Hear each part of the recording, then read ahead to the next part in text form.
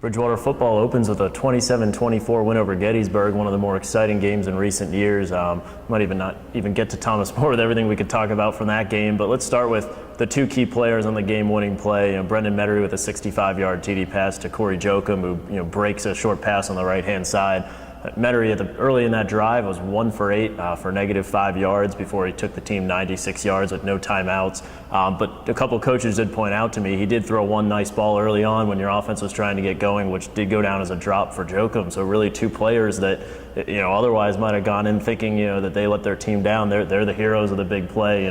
They make one of the bigger, more exciting plays in recent years for Bridgewater football. Well, I think that Corey Jokum's a great story. Well beyond this game, that's a young man that didn't play a varsity down his first 2 years. I believe last year as a junior he played in 7 games, if I'm not mistaken. But I tell you, he didn't get the position to make that play just by keep showing up. I mean, he's worked very hard. He's changed himself physically.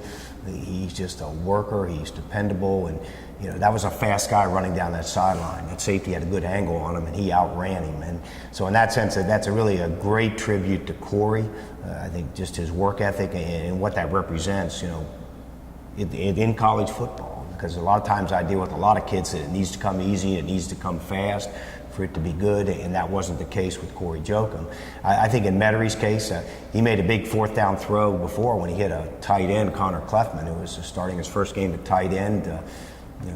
2 years ago, Connor Clefman was an undersized offensive tackle up in Northern Virginia. So we had different people making plays. That's important. As you and I mentioned in the post game, Jimmy, I can't say enough about what our defensive did right before that drive. For us to turn the ball over on the 9-yard line, down 4 with 1 timeout and 4 minutes to go, they could have went in and just said, we gave it our best shot. This isn't fair. But they kind of took the approach, hey, put the ball down and let's play. And to make that goal line stand that they did, that was a great accomplishment. And it was one of those deals in the last 6 minutes. I'd admire the people making plays for us to win that game, including Isaac Evans on the game-ending drive.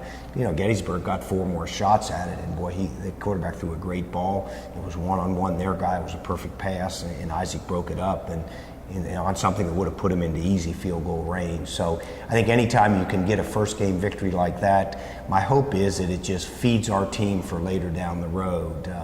About 4 years ago, we went up there and played Gettysburg, where we had to get into a rally situation to win the game. We had to bat a ball down in the end zone on the last play to save the victory.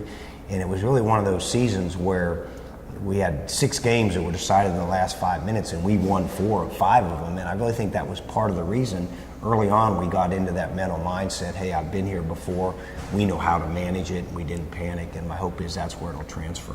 Well, you sort of covered my next question was going to be some of the stops that defense made. Isaac Evans also had an interception in the 4th quarter. He had another pass breakup on 3rd down besides the big breakup on the last drive that you mentioned. So really over and over they were to put in a position after 3 and outs by the offense that they had to keep the team in it. Right, I really think in the 4th quarter, there's no question, sometimes it happens. We strung our defense a little bit and we let the field flip and we never got it back.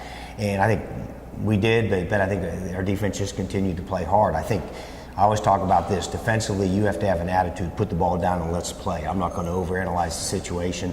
And on offense, you have to have the attitude, I'm playing the next play. I'm not playing the last play or the last drive, because there's no question. It was on a cold, rainy night by the time we took that ball over on that last drive. It didn't like there were a lot of people in the stadium at that time, but if we would have had a show of hands on who thinks this offense can go 96 with no timeouts and score a touchdown, there wouldn't have been a lot of them going up. But I think our offensive kids had to go out on that field, dump the baggage from the previous drives, and really, like I said, we had 3 good hookups. I mean, Brendan recognized a fire throw, dumped it out to Malley to get us out of the end zone, and we threw a 4th down throw to Connor Clefman, and then Corey just made a play. And sometimes it's simple. Sometimes the game's won by people making plays, and we were fortunate we had that in the 4th quarter on last Friday.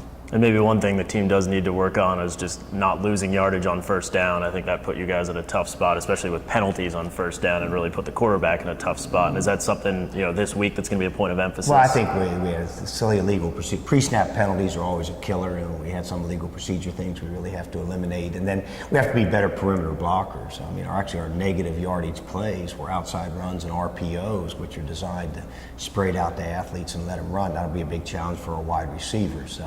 Moving forward, I got to teach off of a win. people are going to forget the details by week 11. It'll always be a W in the column. So, but what we have to do is try to improve, because you go on the road, you play a ranked team. It's a margin for error game that is zero, and I think our kids recognize that when you put on the film. We recognize that as coaches on Sunday, and I'm kind of looking forward to that challenge. So Thomas More ranked number 18 in the country, beat Franklin to open the season. They were in the NCAA tournament last year. You know, what are some of their strengths? What are the challenges playing a team like that? I mean, they're big, physical, fast.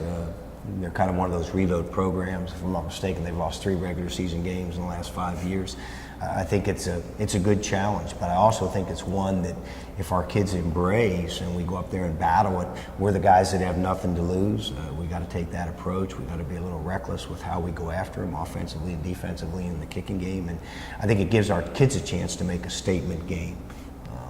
When you get to play people at the national level and you win that, that's a statement game for your program and your conference, and it's a shot in the arm that would really be nice to have as we, start evolving towards our long-term goals, which is what we do in the ODAC and in the conference here in a couple of weeks. And games like this, they force you to get better, and my hope is that's what's going to happen this weekend. And 2 years ago, Washington and Lee won the conference at 10-0 and actually had to go to Thomas More. Do you think some of the games you've scheduled the past 2 years against Thomas More and Wash U at the end of the year, and a couple other ODAC teams have probably ramped up their schedules, do you think that's really important for the conference, sort of help you guys, especially if someone ends up like Guilford was 2 years ago, 9-1 and looking for an at-large bid, that these games are important for the conference's profile? I think they're important for the conference profile. I wish W&L would have beat Johns Hopkins. They had them on the ropes last week and they didn't do it. I think it's good for the conference. Candidly, you're going to have to win the conference to go to the championship. I mean, the idea of an ODAC school, us being a 2-team, that isn't going to happen, at least not in the immediate future. We don't have a good enough resume in postseason play over the last 8 or 9 years. But that isn't why we did it. Hey, I scheduled Thomas More because nobody else would play. And the fact that they're a top 10, top 20 team, that brings a good challenge that I embrace. I don't have a choice in that matter. And I hope my kids, expect the same thing, because I do think this. A couple of years ago, we'd bring Greensboro in here, and all due respect to them, it'd be kind of one of those games you'd be looking at it, and you'd know deep down you'd have to do a lot of things wrong for them to have a chance to win. Now in Thomas More, you look at it and say, we're going to have to do a lot of things right to have a chance to win. And I think in week 2 of a long season, that's a good position to put your team in. And if you take that approach and if you can stay focused on that, us being on the road against this good a football team will give us a chance to be better in the long run, and that's how we have to approach it.